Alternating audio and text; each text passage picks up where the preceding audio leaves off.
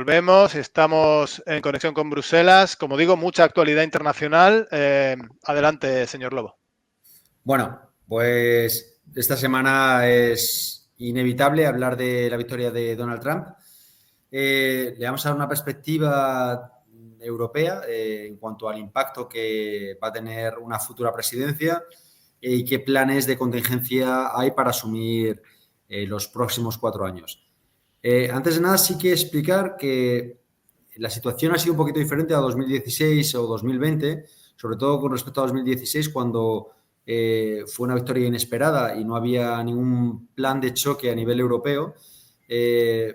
Afortunadamente se ha aprendido de los errores parcialmente, vamos a ver, no totalmente, y sí que ya llevamos unos años en la que a nivel de la Secretaría General de la Comisión se había hecho una task force, la Trump Task Force, de hecho liderada por un español, en la que se estaban valorando distintos escenarios en función de si ganaban los demócratas o los republicanos y qué esperar y cómo organizarse y qué opciones teníamos en función de quién ganara. Es decir, que ya había un cierto ejercicio intelectual y estratégico previo, que no lo había habido en el 2016 y tampoco en el 2020 en exceso.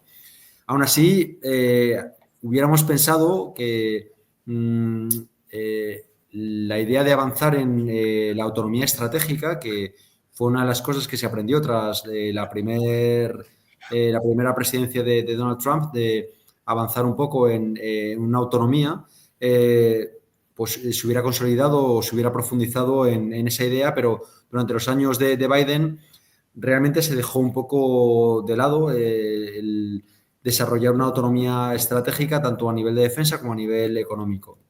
Esto ha hecho que, si bien ha habido cierto trabajo preparatorio, como os he comentado, no ha habido el suficiente como hubiera sido deseable. Mientras tanto, Trump nos ha metido en una guerra con Ucrania, nos ha volado el Nord Stream, por el que recibíamos gas barato de Rusia y ahora dependemos del gas licuado de Estados Unidos.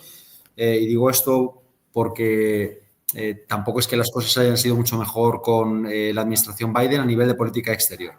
De cualquier forma, este es el contexto, llega Trump y hay 3 elementos que van a fijar un poco su mandato para con respecto a la Unión Europea. El primero es esa política proteccionista que ya manifestó o puso en práctica con China, con las subidas arancelarias para proteger la producción estadounidense.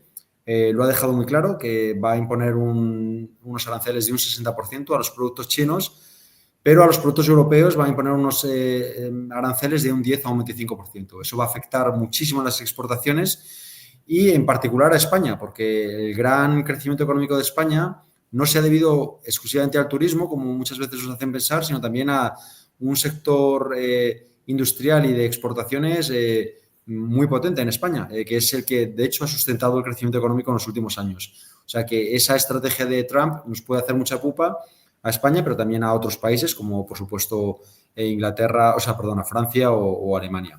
Una pregunta, señor Lobo. ¿Esas medidas proteccionistas las ha anunciado como anunció el muro o realmente forman parte de su programa y hay una intención?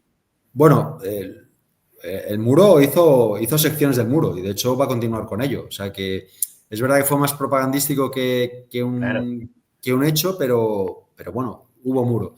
Lo que te digo, he preguntado de otra manera, ¿estas medidas proteccionistas las ha dicho con la boca pequeña y sin que se arme mucho revuelo o ha pretendido que se debata? Las 3 cosas de las que voy a hablar han sido ejes de campaña en política exterior que las han repetido por activa y por pasiva y sobre todo las ha repetido Vance, su vicepresidente, que ha sido el encargado de machaconamente insistir en los 3 ejes claves de política exterior de la próxima presidencia de Trump. Y uno de ellos es el de las tarifas, que hemos dicho.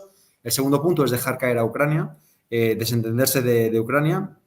Al final fueron ellos los que crearon el conflicto y nos van a dejar el problemón de la reconstrucción y de la potencial adhesión de Ucrania a la Unión Europea. Y luego el tercer punto es el tema de la seguridad y la defensa, que ¿Se me oye? sí. Sí. Perdona. Que nos van a dejar el problemón de la reconstrucción, pero sobre todo de la paz, porque eso no ha terminado. O sea, que es que aún continúa, ¿no? Va a ser un problema. El intento de toma de Kiev. O sea, Hay algo de lo que se habla, hay algo de lo que se habla muy poco y está muy bien traído lo de la paz. O sea, pero la paz no en mayúsculas, sino la paz en minúsculas, y me refiero. Recordemos cuando el conflicto con Afganistán, el que financiaron a los talibanes para combatir a la invasión soviética en los años 80, las consecuencias que tuvo esa financiación de un grupo islamista radical ya las conocemos todos y todavía colean en el tiempo.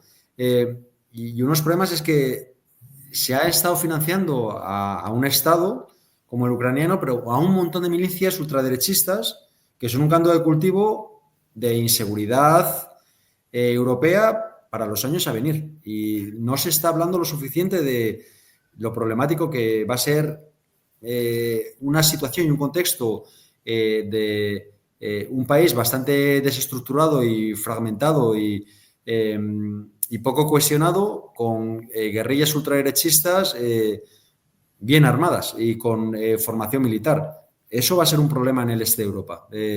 Y es uno de los regalos que nos va a dejar la guerra.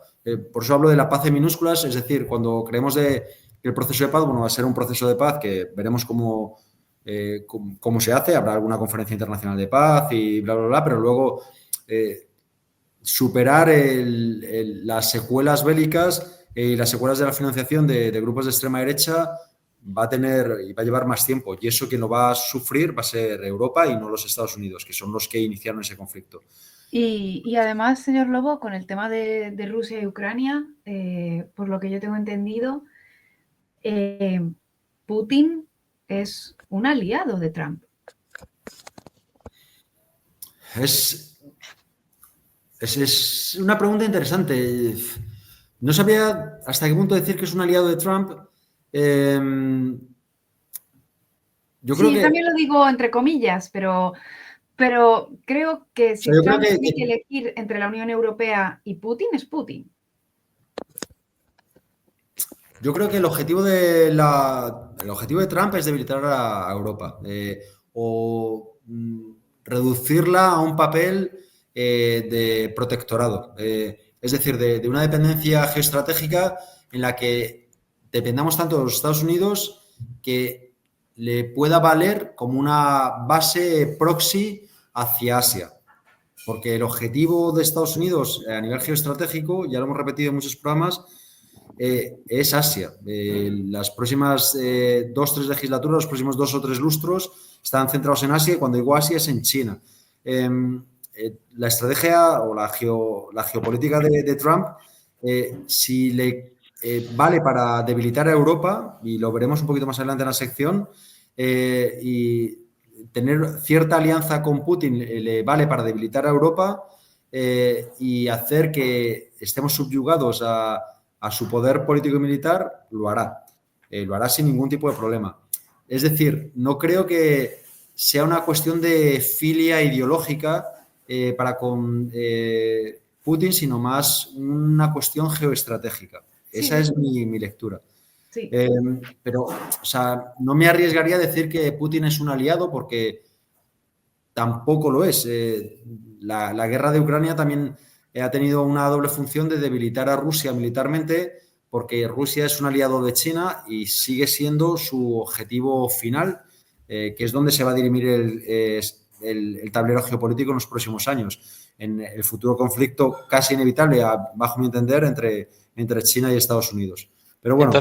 Entonces yo creo que Esther te ha hecho la pregunta por la misma idea que tenía yo, que no sé si es una fake news o tiene algo de peso detrás, que las campañas electorales de Trump estaban financiadas de algún modo por Rusia o estaban ayudados en redes sociales por ejércitos de bots que sacaban noticias para favorecer, o sea, que sacaban fake news en redes sociales, concretamente en Facebook, cuando ganó las primeras elecciones, para beneficiar a Trump. O sea, no lo digo solo por eso, en realidad. Pero no hay... O sea, Rusia no busca abiertamente cada país en geopolítica busca su propio objetivo, o sea, su propia conveniencia. No hay filias ideológicas. Estamos en un mundo multipolar en el que cada actor busca cómo debilitar o potenciar a adversarios con un objetivo estratégico que le pueda beneficiar en el futuro.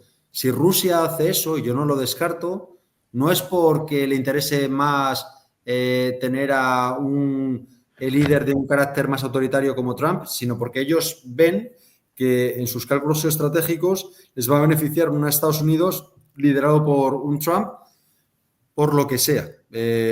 Y a lo mejor para ellos es el menos malo de los actores internacionales con los que van a tener que lidiar.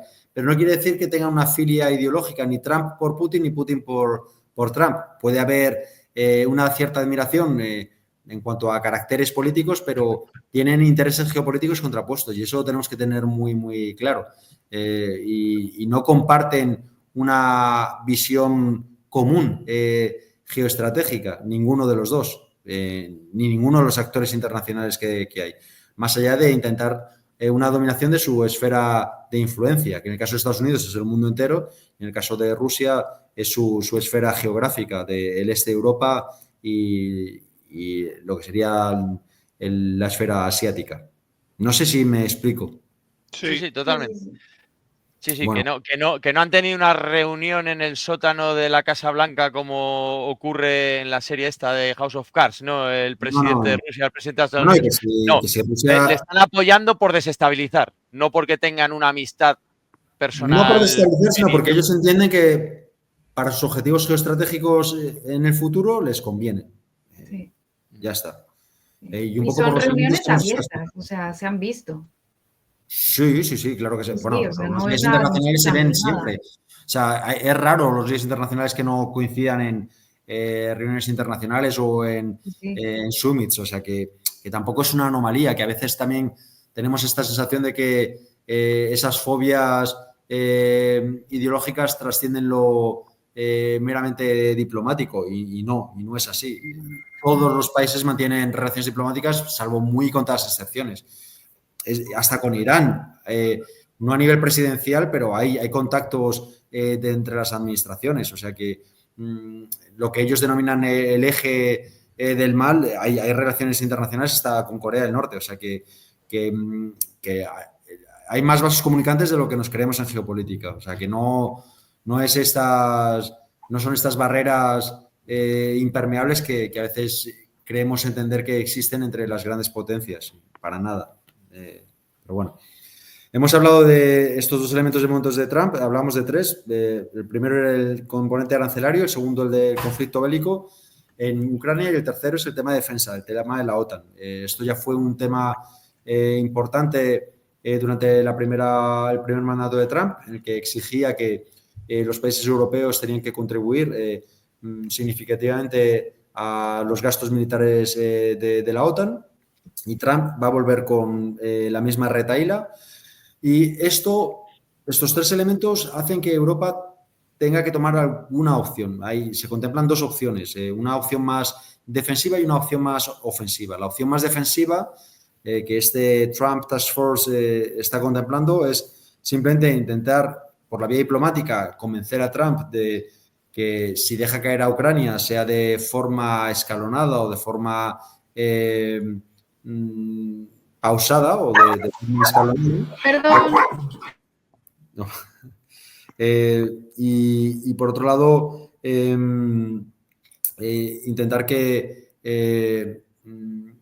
la defensa a través de la OTAN de Europa continúe con un apoyo sustancial de Estados Unidos. Y la opción más ofensiva es realmente avanzar en esa autonomía estratégica, desligarnos de la OTAN, hacer una política de defensa común, con un ejército semicomún, con una financiación a través de fondos europeos. De esto ya hemos hablado. Y eso también está en la ecuación de posibilidades. Lo más posible que ocurra es, como siempre, la vía de en medio, y esto lo hemos visto durante estos años que estamos analizando el proyecto europeo, que nunca se toman opciones en un sentido o en otro, sino que se toman opciones de la postura más ofensiva y de la postura más defensiva. Y esto tiene sus riesgos y en ese sentido voy a encaminarlo ya a ir terminando la sección hablando un poquito de Alemania. Tiene sus riesgos, que es un poco la política que hizo Merkel, que es una política un poco timorata, que a veces replica la Unión Europea, que es tomar o hacer lo mínimo necesario para poder seguir adelante. Es decir, tomar las decisiones, ir poniendo parches. Y eso es una política que, de hecho, Alemania está pagando las consecuencias tras 12 años de Merkel, y que a veces es una política también muy europea, que en vez de apostar definitivamente o de forma firme por una decisión estratégica, nos lleva a tomar medidas a veces un poco tibias. ¿Y por qué he hablado un poco de Alemania? Porque esto se une un poco con la situación que hay en Alemania. No sé si sabéis que hay una coalición con los verdes, con Scholz, que es del Partido Socialdemócrata, con los verdes y con un partido liberal minoritario, pero tiene el Ministerio de Finanzas, que ha sido cesado. Ha cesado en su cargo y ante esta situación Alemania tiene elecciones generales en septiembre del año que viene y se plantea la posibilidad de que se celebraran elecciones anticipadas ya, lo cual permitiría tener